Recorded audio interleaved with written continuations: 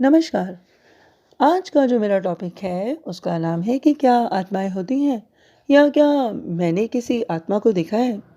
पर इससे पहले कि मैं यह टॉपिक शुरू करूं, आइए सुनते हैं एक कथा। तो एक बार एक राजा था और वो जो राजा था उसके पास उसका सैनिक आया और उसने उसको बताया कि राजा जी, आपको मालूम है कि हमारे राज्य में ना एक संत आए हुए हैं। उनके पास 2 कांच के पत्थर हैं और वो जो संत हैं वो सबके पास जाकर पूछते हैं कि बताओ इसमें से कौन सा पत्थर हीरा है और कौन सा पत्थर कांच है। पर राजा जी कोई भी जवाब नहीं दे पा रहा है। तो अब वो संत आपके पास आना चाहते हैं।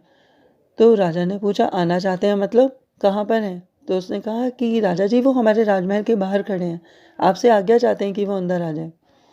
तो राजा ने सोचा मन में कि अगर मैंने ये कह दिया कि हाँ अभी उसको अंदर बुला लाओ और मुझे नहीं पता चला कि ये कांच है कि हीरा है, तो मेरा तो मान घट जाएगा।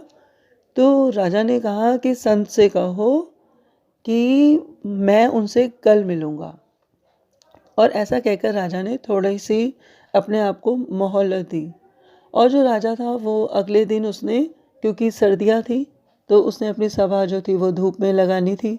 तो राजा ने सोच लिया था कि उसको क्या करना है। तो वही हुआ कि राजा जो था, क्योंकि उसे जब अपनी सभा लगानी थी और उसको मालूम था संत उससे कुछ पूछने वाला होगा, तो उसने पहले ही अपने सब मंत्रियों से बात कर ली थी। और बहुत विचार विमर्श के बाद उसका जो मुख्यमंत्री था उसने उससे कहा कि भाई देखो, जब संत पूछेगा तो देखो जवाब तो बस तुम ही दोगे, क्योंकि मुझे तो तुम ही सबसे ज़्यादा समझदार लगते हो, मेरी तबीयत कुछ अच्छी नहीं है। तो जो मुख्यमंत्री था वो समझ गया कि राजा को नहीं पता होगा कि भाई क्या कहते हैं उसमें से दोनों पत्थर में से कौन सा कांच है या कौन सा हीरा है। पर मुख्यमंत्री बहुत सोच में था और इतनी देर में वो वाले संत आ गए और उन्होंने जो है, और बहुत धूप थी उस वक्त, तो उन्होंने वो दोनों पत्थर जो थे वो सबके सामने रखे सभा में, और वो बिल्कुल बीच में आकर बैठ गए थे। और जब उन्होंने उन संत ने दोनों पत्थर रखे तो दोनों पत्थर एक समान चमक रहे थे। वो दोनों पत्थर बिल्कुल एक समान तराशे हुए थे। सचमुच उन पत्थरों को देखकर बताना बहुत मुश्किल था कि कांच कौन सा है और हीरा कौन सा है। राजा ने सोचा कि शुक्र है कि मैंने सारी बात मुख्यमंत्री पर डाल दी। पर राजा जी को बड़ा साथ में ये दुविधा भी थी कि अगर मुख्यमंत्री नहीं बता पाया तो फिर तो राजा को ही बताना पड़ेगा। तो फिर बहुत देर तक जब मुख्यमंत्री और बाकी मंत्रियों ने भी उन 2 पत्थरों को देखा तो मुख्यमंत्री ने जाकर एकदम एक पत्थर उठा लिया और उसने संत को कहा कि ये हीरा है। और जैसे ही मुख्यमंत्री ने वो पत्थर उठाया तो संत आश्चर्यचकित रह गया। सचमुच उसने बिल्कुल सही पत्थर उठाया था। तो संत ने कहा कि भाई अब ये दोनों पत्थर आपके हुए। और संत वहाँ से जाने लगा। पर फिर संत ने सोचा कि इसको कैसे पता चला कि ये हीरा है, कहीं इसने अपने आप से एकदम से यूं ही तो नहीं बोल दिया। तो संत ने उससे पूछा कि भाई आपको कैसे पता चला कि ये हीरा है, पहले आप मुझे ये बताइए। तो मुख्यमंत्री ने कहा कि भाई देखो, जो हीरा होता है उसका स्वभाव ठंडा है। अब हमारी सभा बाहर लगी हुई है और धूप इतनी कड़क निकली हुई है, माना कि सर्दियां हैं तो भी ये तो ठंडा ही है। पर ये जो कांच है ये गर्म हो गया है। तो ये इसका मतलब कि ये वाला पत्थर कांच है और ये वाला पत्थर हीरा है। तो मुझे पता चल गया। जी हाँ दोस्तों, यहाँ पे तो हमारी कथा का अंत हो गया। पर कहने का मतलब ये था कि जीवन में भी जितने लोग ठंडे हैं सचमुच वो सब हीरा है, और जितने लोगों को गुस्सा बहुत जल्दी आता है वो सब कांच के समान है। तो मैं आपको, पर मेरा तो टॉपिक ये था कि क्या आत्माएं होती हैं या क्या मैंने कभी किसी आत्मा को देखा है। तो दोस्तों बात उन दिनों की है कि जब मेरी शादी हुई थी, तो जो मेरे हस्बैंड की मदर हैं उन्होंने मुझसे पूछा कि भाई मेरी एक बहन है, वो काफ़ी एजिड है, तो क्या मैं उनको इस घर में ले आऊँ, तुम सेवा कर दोगी? तो मैंने कहा हाँ बिल्कुल। तो वो उनको जो थी वो हमारे घर में ले आई। पर वो तो मेरे ही कमरे में रहती थी। तो वो काफ़ी एजेड थी, तो हम लोग उन्हें बुलाते थे वड्डी मासी। वड्डी मतलब बड़ी मासी। तो मैं जो हूँ, मेरा जो मायका है, हम लोग हैं ब्राह्मण पंजाबी, और इधर के लोग जो है वो है मतलब उनकी भाषा मुल्तानी है। अब ये मुल्तानी भाषा मुझे बिल्कुल समझ ही नहीं आती थी। तो बड़ी माँ से अक्सर देखती थी कि जैसे मैं बैठी हूँ तो वो मुझसे कुछ ना कुछ बात करने लग जाती थी, साडे भराणे भैया, और पता नहीं उनकी जो भाषा थी वो कुछ अलग ही थी। तो जैसे फॉर एग्जांपल कि उनके रंग भी अलग थे, तो अलग अलग रंग लिया करती थी, उनका नाम लिया करती थी, जैसे सावा हो गया और पता नहीं कौन कौन से रंगों के नाम थे। और जैसे वो बोलती थी कि भाई बोचनी, सुथल और पता नहीं क्या खाने की चीज़ों में, जैसे सुंड, वत्सल, श्री हरि जाने क्या क्या शब्द हैं उनके। तो कहने का मतलब ये कि मुझे कुछ नहीं समझ आता था, तो वो मुझसे एक्शंस में बात करती थी। तो जब वो एक्शन करती थी, या कभी कभी मैं ऐसा करती थी कि जैसे तोते रट लेते हैं ना, तो मैं भी उनकी बात रट लेती थी कि भाई जैसे उन्होंने मुझसे कहा, एक बार वो मुझसे कहने लगी कि भाई मेरी सावी बोचनी चाहिए। तो मैं बेचारी सावी बोचनी चाहिए करते करते मतलब कि इनकी मदर के पास पहुंची, और मैंने उन्हें बताया कि भाई वो कह रही थी कि मेरी सावी बोचनी चाहिए। तो वो कहने लगी, अरे यार वो कह रही थी कि मेरी हरी चुन्नी उठा ला। मैंने कहा आय हाय, वो तो वहीं थी। तो फिर मैं वापस उनके पास पहुंची तो उन्होंने मतलब बड़ी मासी को बहुत गुस्सा आ गया। तो बड़ी मासी मुझसे कहने लगी कि तू डोरी है क्या। तो मैंने कहा आय हाय, शुक्र है भगवान का कि मुझे डोरी तो पता है। तो मैंने कहा रुको, मैं अभी ला के देती हूँ। तो मैं भाग के गई, मैंने शलवार में से वो डोरी निकाली और मैं उन्हें देने लगी। तो कहती हैं कि लानत है, मैं डोरी कह रही हूँ, डोरी डोरी। फिर मुझे समझ आया, ओहो ये पता है क्या कह रही थी, ये मुझे बहरा कह रही थी। मुझे इतनी हंसी आई उनकी बात सुनकर। मुझे उनसे काफ़ी प्यार हो गया था, एक तरीके से अटैचमेंट हो गई थी, क्योंकि वो हमारे साथ रहती थी। तो फिर समय बीता और वो बेचारी जो है उनकी डेथ हो गई। तो पर वो एकादशी पे उनकी डेथ हुई थी। तो एकादशी पे कहते हैं ना कि भाई एकादशी पे कोई मरे और द्वारसी सड़े तो उसका क्रियाक्रम कोई करे ना करे। पर फिर वही बात कि जिसकी आस्था घर में रह जाए फिर वो कहाँ जाए। तो ये बात उन दिनों की है जब वो बिल्कुल उनकी डेथ हो चुकी थी, और उसके बाद जो है मतलब वो काफ़ी दिन हो गए थे, उसको भी साल हो गए थे, सच बताऊँ तो 1-2 साल हो गए थे। तो फिर जो है वो एक बार मेरे सपने में आई, और मैंने मतलब सपने में तो नहीं देखा, मैंने ये देखा कि मैं सो रही थी एक्चुअली, और कोई जो है मेरे 2 अंगूठे रख के मेरा ज़ोर से गला, अंगूठे के ऊपर अंगूठा रख के मेरा गला बहुत ज़ोर से घोंट रहा है। तो मैंने ऐसे आँख खोल कर हल्का सा देखा, तो मैंने देखा कि वड्डी मासी थी। तो उन्होंने लाखे कलर का कुछ, लाखा कलर बोलती थी वो, जैसे डार्क ब्राउन होता है ना, तो उन्होंने वो पहना हुआ था, उन्होंने अपना सर ढका हुआ था, और वो मुझसे कही थी माँ मैं तेको लई वैसा। तो मैं डर गई, मैं बहुत ज़ोर ज़ोर से पैर चलाने लगी, पर मेरे हस्बैंड ने, मैं उठ नहीं पा रही थी नींद से, तो मेरे हस्बैंड ने मुझे कहा कि पागल हो गई है क्या, टांगें चला रही है। तो मैंने फिर शुक्र मनाया कि मैं उठ गई, पर मेरी इतनी गर्दन दर्द थी, मैं एक्चुअली उसके बाद बीमार हो गई। मैं डर गई कि यार किसी आत्मा में क्या शक्ति हो सकती है। फिर समय बीता, और समय ऐसा बीता कि इस बात को भी हो गए 6-8 महीने। और जब 6-8 महीने हो गए तो मैं सोचती थी कि भाई मैंने जो देखा था वो तो सच था, क्योंकि मेरी गर्दन में बहुत दर्द था।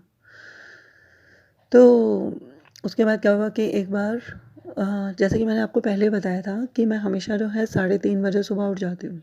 तो वही हुआ कि मैं 3:30 बजे उठती, पर उससे पहले की बात है, सुबह का समय था, सारी दुनिया सो रही थी, और मुझे जो है मतलब कि मैं भी सो रही थी, और मुझे ना आवाज़ किसी ने लगाई कि बाई। तो मैंने अपने दरवाजे पे देखा तो बड्डी मासी खड़ी थी।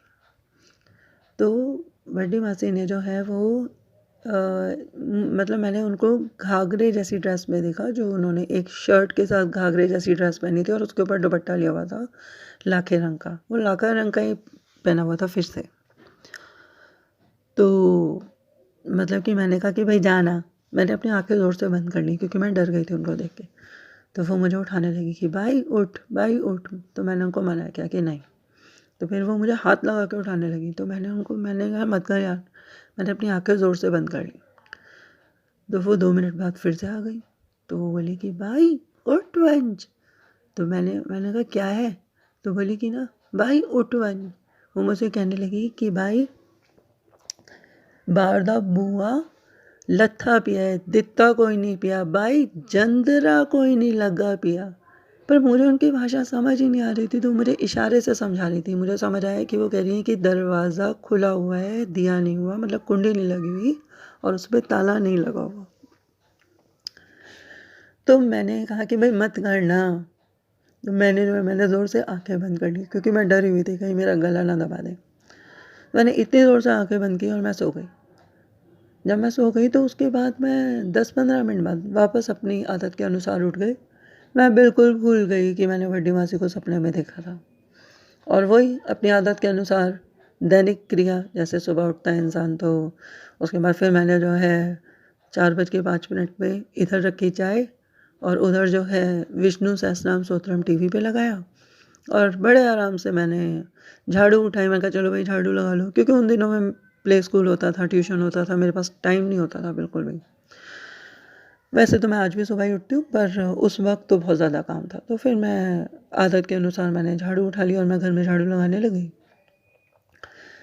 और मैं सपना बिल्कुल भूल चुकी थी और झाड़ू लगाते लगाते पूरे घर की सफाई करते करते जैसे ही मैं गैलरी तक पहुँची, तो गैलरी जो बाहर का दरवाज़ा था, गैलरी का हमारे यहाँ एक गैलरी है, कॉरिडोर समझ लो, कुछ भी समझ लो आप।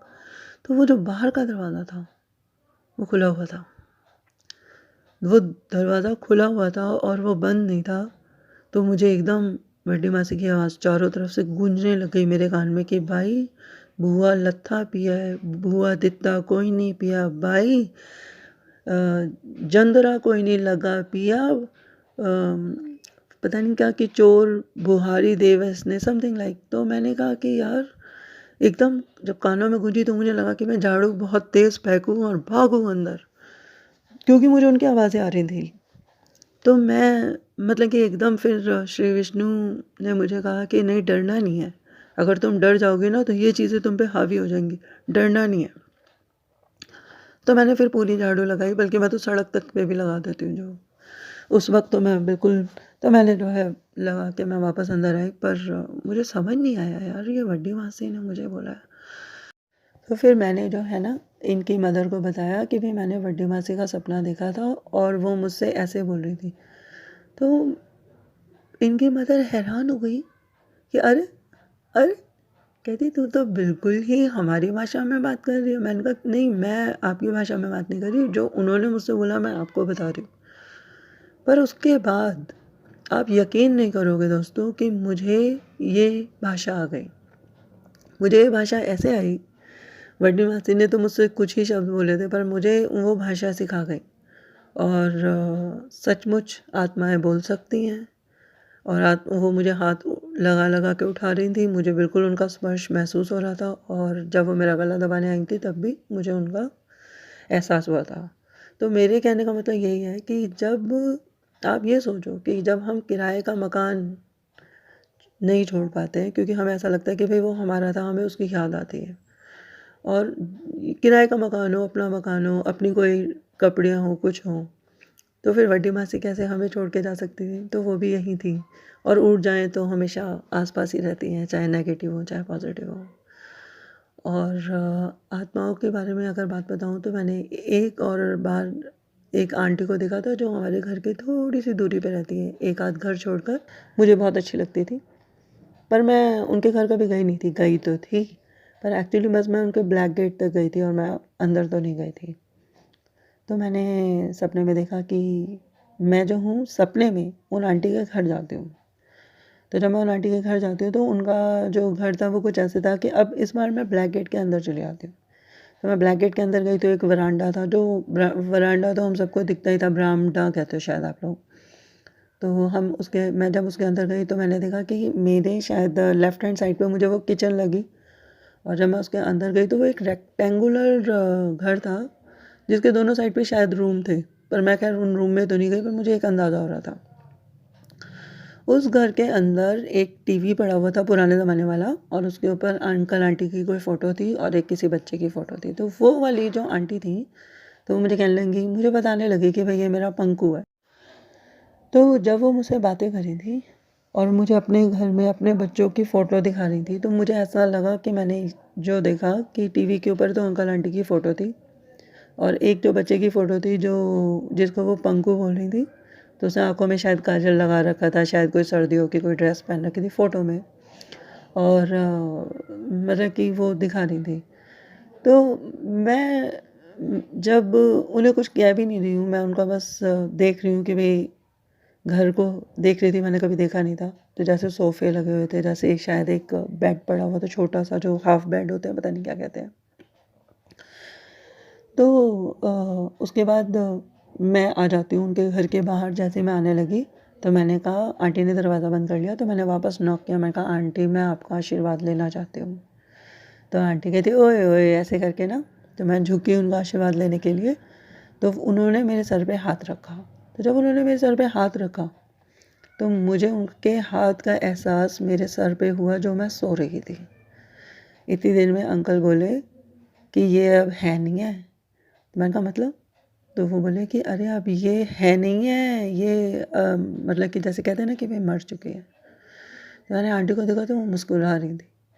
तो मेरी अंतरात्मा ने बोला कि और वो अंकल भी मर चुके हैं। Oh my God!